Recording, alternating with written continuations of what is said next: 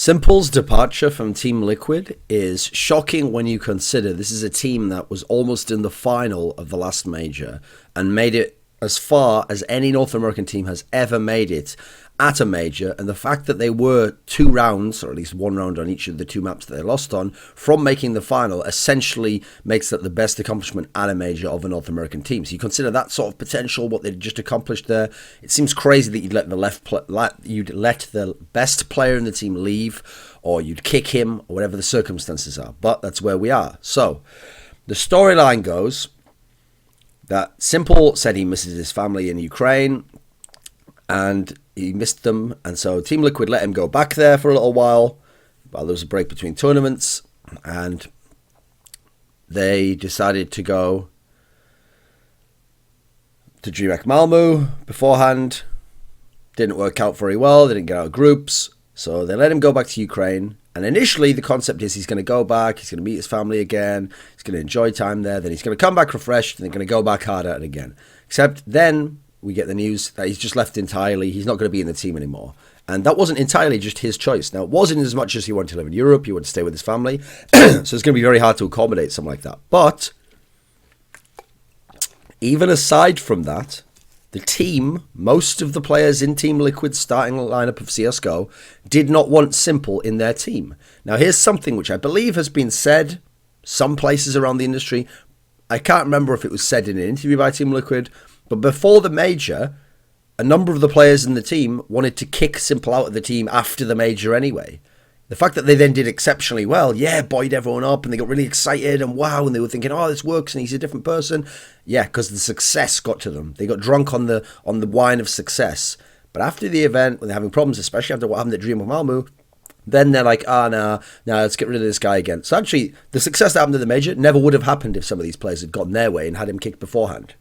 So, when I say the team was split on s1mple, that's because, unfortunately, for some reason, people think of split in their mind as being like an even split. No, it was split. There was a guy called Hiko, who the whole reason he's even in Team Liquid and never left Cloud9 and has made all these roster moves in his career is because he wants to win. He wants to have the best team. Now, he wanted to keep s1mple. He wanted to find a way to work with s1mple because he recognizes s1mple's talent. Everyone else in the team didn't want s1mple in the team. Now, the worst part about them not wanting s1mple is that they didn't have some really good solution to replacing him or filling in the gaps and the holes of what he provides in the team and the vacuum he would leave if he left. So some of them simply wanted a Dren back. They wanted a Dren or other lesser talent to s1mple purely on the basis of team cohesion. Like, I think this guy will team play better and sacrifice more. Or they wanted the same people for a family environment. They wanted everyone to like each other and everyone to get along. There's not to be any raised voices and no harsh things said to each other, no criticism. We all just play and let results go the way they go. Old Team Liquid style, we finished last place at the national tournament, but then you all go, oh, well, pat each other on the back. Well, they'll try better next time. People wanted this sort of a relationship to be the case in the team. Now, first of all, s1mple clearly had massive issues. In fact, I'll just go ahead and say it like this.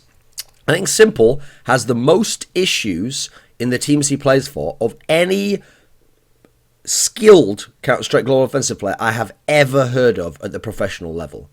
But his main issues in this respect that set this whole scenario up is that he misses his family. Now, on the one level, that sounds ridiculous because it's like, come on, mate, what are you really doing when you're at home? Probably sitting streaming, probably sitting playing CS, probably playing other games. Are you really like hugging your family all the time, playing fucking acoustic guitar with another one, dominoes with the little, I don't know, sister or something, and then you go to uncle, uncle regale me with stories, and then fishing on the weekend? Are you really doing all that? Probably not. Most people aren't. Most people who are pro gamers don't do all that shit anyway. They just want their family there for an hour, maybe an hour or two, have some dinner with them. They're still spending most of the time on the computer. So that is an issue you could have gotten over when you consider for a year you could have got well paid and been a superstar and potentially again had major successes, etc. So the idea that s1mple didn't want to be in the team, I was moving away from the idea on the basis of that. I think it is a bit ridiculous and shows immaturity as a person and a professional. But with that said, the way he described it actually did put it in a very interesting perspective, because he mentioned that because he lived in North America, I think he lived in LA, and the rest of the team is from North America, the only reason he lives away from his family really is not just that they live in is that he has to go to North America to be on Team Liquid, but the fact that because his family doesn't live in North America, he's living away from his family all the time, no matter what. Whereas everyone else in the team, because we don't use CSGO team houses in CSGO to the same degree they have in League of Legends, etc., everyone else on Team Liquid gets to see their family every time they go back home after an event. So when you think of it from that sense, yeah, it is a bit ridiculous that s1mple went so far overboard on it, but he is not getting something, despite being the star player, that all the rest of his teammates get to experience. I can understand how that could be frustrating, how that would make you feel, oh, this is unfair, this is bullshit. Okay, I can get that, actually. Also, the team apparently promised s1mple a boot camp before the major. Like, we'll have a boot camp, we'll get prepped. And then suddenly, they find out they're not going to have a boot camp. So he tells them, like, hey, I know, why don't we boot camp in Europe? Now, that's a great suggestion by itself, by the way. Practice better teams, get prepped for the event, even get used to switching your sleep schedule, being professional, work up the amount of practice you can get in a day versus top European teams. This has all these positives to it. But a major positive it has, when your best player is from Ukraine and quite young and very emotionally all over the place and psychologically difficult to deal with, is you can give him some exposure to his family. Maybe he could go out to Ukraine for a day. Maybe you could have the bootcamp in Ukraine at some of the cyber cafe type places there. If they'd have done so, he could have seen his family. Maybe this would have topped him up a little bit, could have kept him going for a while. Instead, they chose not to. They chose not to have any boot camp, and they chose not to do this idea, and they didn't want to go to Europe. So you can see it's not like Team Liquid's accommodating him in every respect, and he's just some asshole. No, he's actually making some reasonable points here, and reasonable suggestions, and people are just dismissing them out of hand. Even though actually, if you have a fantastic talent like that, you would take these into consideration. And that's the point I want to make about s1mple as a person and as a player, is that you can't separate the two. You can't say he's a fantastic player, so we're just going to ignore all the personality things and hope they get better. You can't say, oh, he's got such problems as a person or such problems fitting our culture that it doesn't matter how good he is as a player. Both are connected and are important to deal with. So to me, s1mple is one of the most talented CSGO players in the world today. And in the history of CSGO, he is phenomenally, he is a phenom. He is unbelievably talented in all aspects of the game. His aspect, at least in terms of skill, firing, technique, explosiveness, ability to win clutches, ability to win on pistol rounds, ability to win with rifles, ability to AWP. This guy is unbelievable. He also, because of his mindset, has this unbelievable confidence in himself that is like unshakable to a degree that young players normally don't have. That's exactly what they don't have. Usually young players are the Elish type guy who spend the first year and a half on LAN just shit in the bed and choking and go, oh, I'm so scared. And like the Kirby type guy, like, oh, I am good, and if I wasn't so pressured, and I guess maybe I should have asked for some help on that role there, guys, but I was just trying to do it myself. That's the sort of person where that's the problem you're normally dealing with those guys. You don't have that with s1mple. That's the upside of s1mple. You don't have that problem whatsoever. He wants to go out there. He thinks he is the best. He's working to be the best, and he can fully unlock all of his talents. But as a teammate, he's a train wreck, yeah. So here's the thing about s1mple.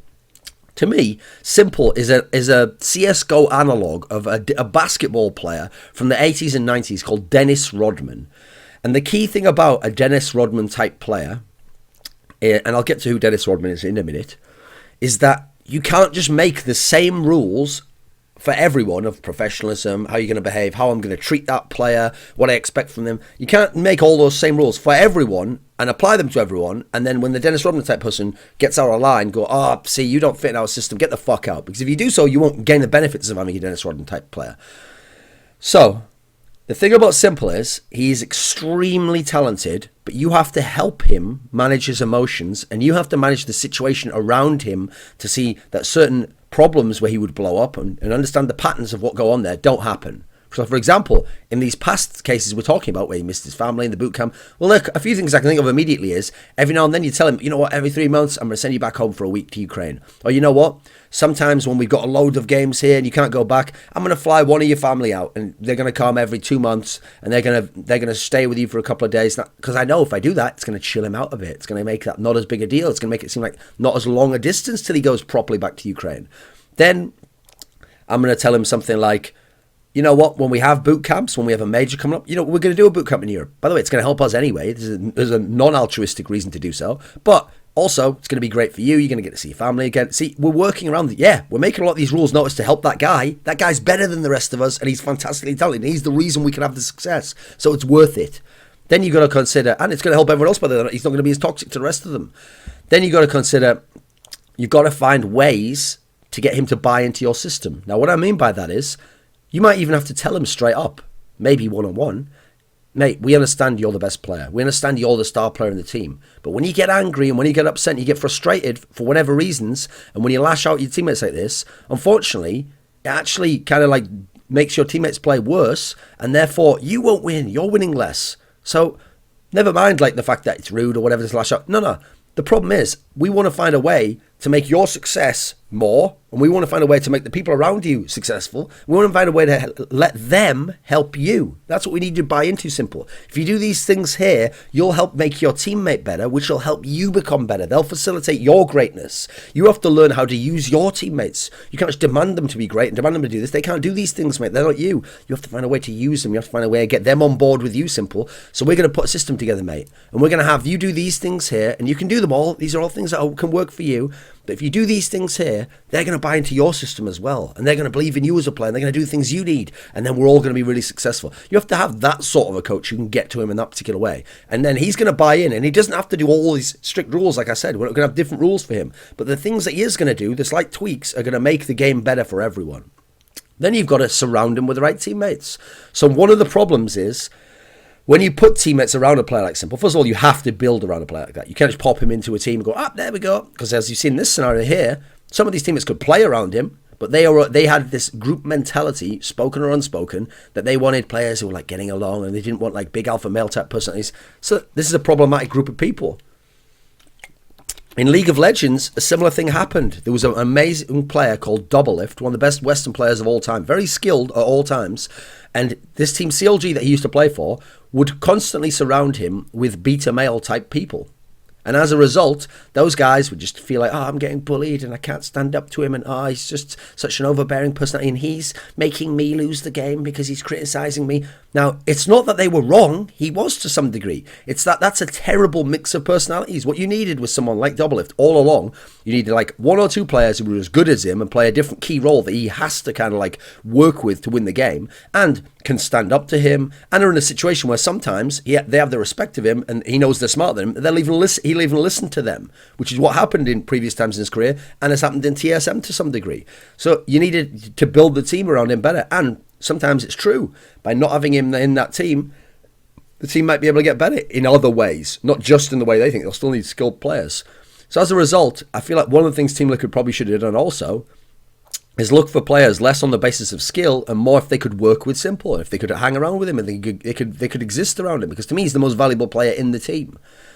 Then you've also got to be able to shield him and others from each other, as in, if he has problems with certain players in certain scenarios, we're going to limit the interactions they have, or we're just going to literally tell Simple, you know what, just ignore that guy. Like, play, and he has his problems. I'm the coach. I'm going to deal with him in my own way. I'll go to him privately, and I'm going to work with him separately and with other members of the team. You keep playing. I understand you're frustrated, but can work that way.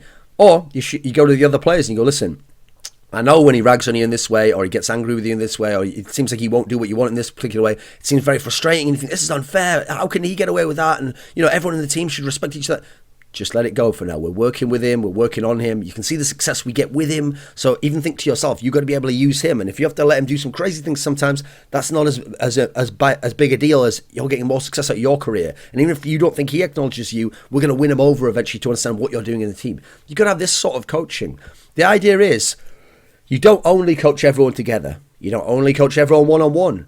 You coach them appropriate to what's going to have the best effect on the team. So with certain people, you're going to be coaching them one-on-one, giving them behind-the-scenes, and that conversation won't be shared with the rest of the team. Then with certain people, you're going to have conversation in front of the whole team, and that's going to be what's going to spur them on, you're going to make them feel inclusive, and you're going to have certain conversations where these two people need to work a certain way around a guy like Simple. Or Simple needs to be talking privately only with that guy that he has the issues with, and you, the coach. And that way, when the air differences, he doesn't feel like he's being attacked by 5 people. He doesn't feel like he's got a whole lot of people demanding something of him, and then his pride gets involved, or his ego, and he's going to strike, fuck you guys, in that case I'm not doing it, I'm going back to Ukraine. You got to be able, very, very careful to manage players like this. And as a result, you got to think to yourself of a Dennis Rodman type guy, the kind of coaches they had that worked best. So on the one hand, Dennis Rodman as a player, in fact, I'll just go through who he was as a player. So as a player, the reason why I bring up the Dennis Rodman example is because here's someone who was worth all the personal problems and all the on-court problems he's going to have with officials and stuff, because he had such incredible game-changing talent that could win you games and win you championships. There's a reason this guy won 5 NBA championships in his career, 2 of them with entirely different teams. Now, his skill set was, he is one of the best rebounders of all time. And I'm talking impact rebounders. Like, when he used to play on the Spurs, the team he was on between the Pistons and the Bulls, the ones he didn't win any championships on, this guy could legit have like 10 offensive rebounds in a playoff game. Now, if you know anything about rebounding in basketball, 10 offensive rebounds, think about that. If your team missed 10 shots, so your team might only take, 50, 60 shots in a game. If your team miss 10 shots and you can get those 10 back, well, they obviously wouldn't miss only 10, but if you can get 10 of your misses back and have another go, your chances to win go massively up, massively. Especially because if you don't get the rebound, that ball's going to the enemy team and they're getting their chance to come up at the court and have a shot. So you see, you're denying them shots and you're getting them back for yourself. The swing is massive in terms of if your chance to win. And so this is someone where I've got a really bad cold. His individual level is unreal, and the impact he can have on the game is unreal. And so as a result, he's someone you want to take special care that you build a team around. And you're going to give him certain leeway and certain affordances that you wouldn't give to others because they're not as valuable as your team. And also they don't need that to work within the team environment. He does. So another aspect, by the way, I'll just put this as a small aside for NBA fans. One of the things people never understood about Dennis Rodman is that the reason why he was a freak of rebounding, you don't just say he was amazing at rebounding, stop right there. It's because he actually had, and this is something a lot of people don't know, he had one of the most unreal levels of athleticism we've ever seen from a power forward in the NBA. This is a guy who could just run forever. This is a guy who could just constantly be working forever. His levels were unreal, and that's why in the game his hustle is unbelievable. You talk about hustle, that intangible. His would be maxed out if this was like an NBA 2K type game. Now, with someone like that, Dennis Rodman, he had all these problems with officials and certain teammates he didn't get along with. He didn't want to send certain practices. He wouldn't talk to certain teammates. But if you build the right teammates around him who can put up with that, so star players, Isaiah Thomas, Joe Dumars. Isaiah Thomas's guy is going to be the captain. He's going to lead everyone else and let Dennis Rodman do what he does. Joe Dumars is a very skilled player, but he's not going to get bothered by that shit. He's just going to be a quiet guy. Then you go over to the other team. Scottie Pippen's going to kind of learn to work with someone like Dennis Rodman and get the other players on board and not worried about if he's criticising them or whatever.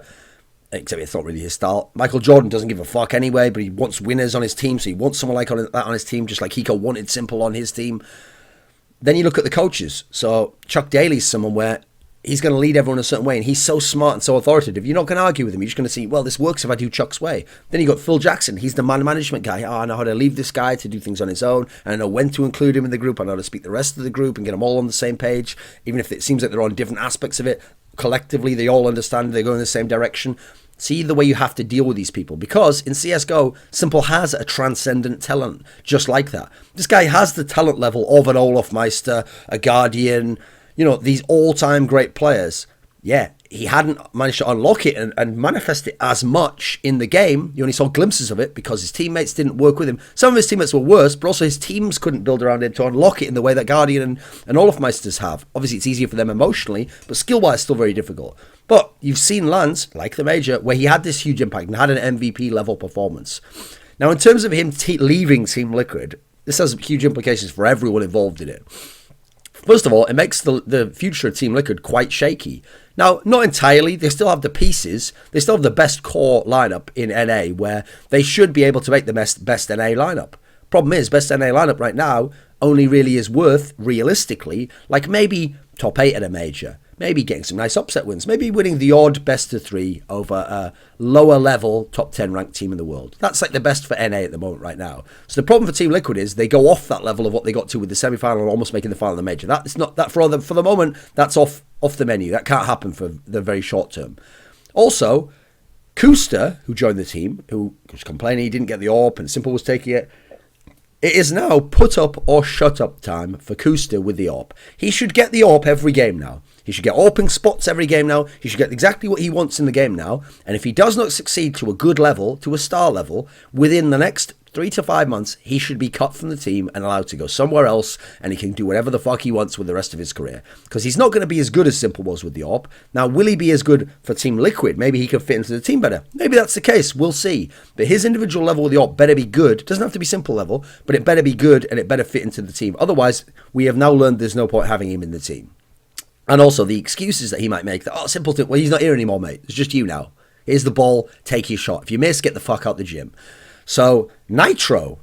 Now, Nitro, aside from that one game against, who would it have been? Tyloo, I assume, at DreamHack Malmö. Aside from that one game, he went ham there. At the major, this guy was utterly terrible. Really, really, really bad. The worst player for Team Liquid. One of the worst players in terms of performance over a major you'll probably ever see from a player who makes the semis of a major. Yet, before s1mple joined Team Liquid, this guy was the best player in Team Liquid. He was the best NA player. He was a really, really high level. So for whatever reason, with the mix-up of roles and him becoming in-game leader briefly at the qualifier and switching things up, okay, I understand things got mixed up. Now that s1mple's gone, you better get your role again. You better become really good again, because we need you to now make up some of the gap, because Kusa's not going to do it, in terms of what s1mple was giving to the team. A star power performance, being the best player on the server every time. Nitro has to do that again now. And lastly, they still have the same fucking hell in-game leader issues that they used to have with s1mple, but now they have them, and they don't have s1mple's mad frags to make up for the lack of in-game leadership. When they made that run at the major, they didn't have some amazing T-side tactics. They had unbelievable play and great individual plays and clutch performances from a number of players. They didn't have a great team system. That's why I thought even with s1mple, it would be very hard to repeat that sort of success. They'd really have to work on a lot of the smaller area, a lot of the intangibles, tweaking a lot of the small relationship aspects, then building a framework in to have anywhere close to that success again. Now, in terms of s1mple, where the fuck does he go? I mean, we'll go through some of the options, but you'll see it gets pretty thin on the ground.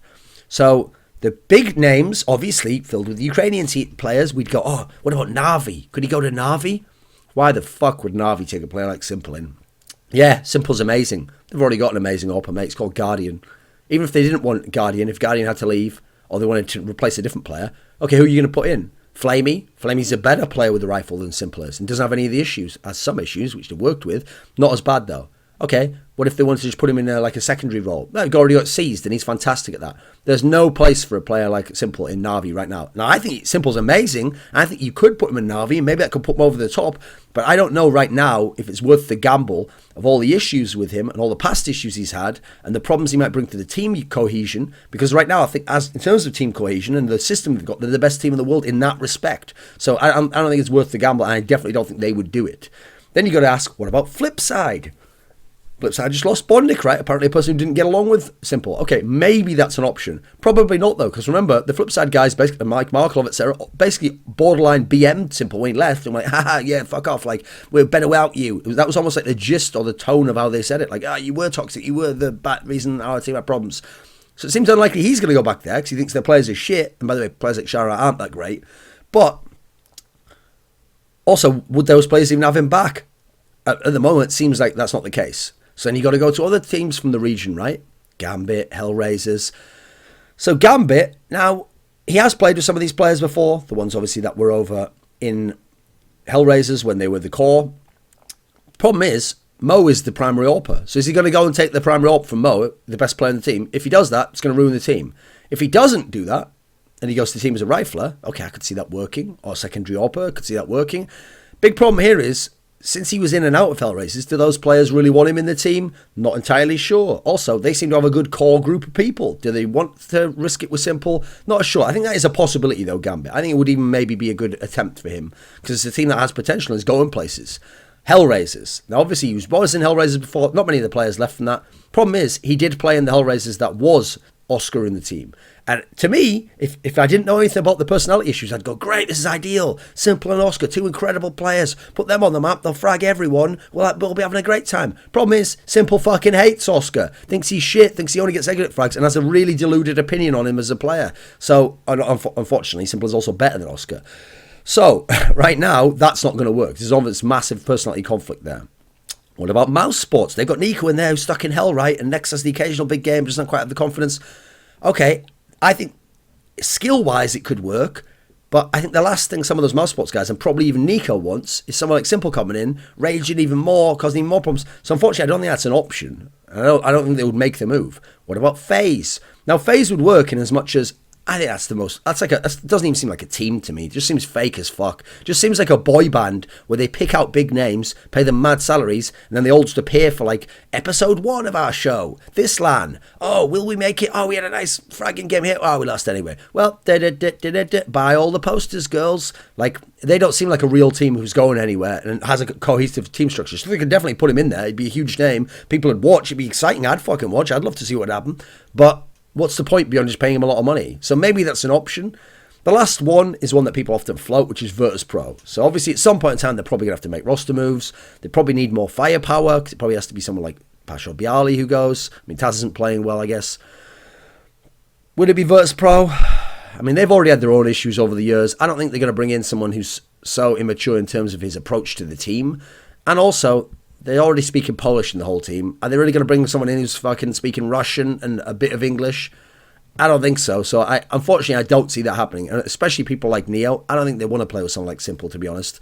They prefer people who are like good teammates in the traditional sense, you know, even if it means giving up skill. So unfortunately, there's not a lot of places he can go. And you can see, I think everyone's going to suffer from the way this move's gone. I think it would have been better if the next 6 months had been this really hands-on approach to trying to solve the problems. And even if it doesn't last beyond that, a lot of lineups don't last beyond fucking 6 to 9 months. So can we stop pretending that they do? Even lineups that get along great don't last that long. So instead, they should have worked with it and said, what can we get out of these next 6 months? Maybe at the next major, we could have had some sick run if we fixed these things. Instead, everyone's given up. Everyone's fucking thrown it all away, haven't they? And think they know better. So we're back in this situation where s1mple's teamless and Team Liquid now don't have as much firepower and don't have a world-class player.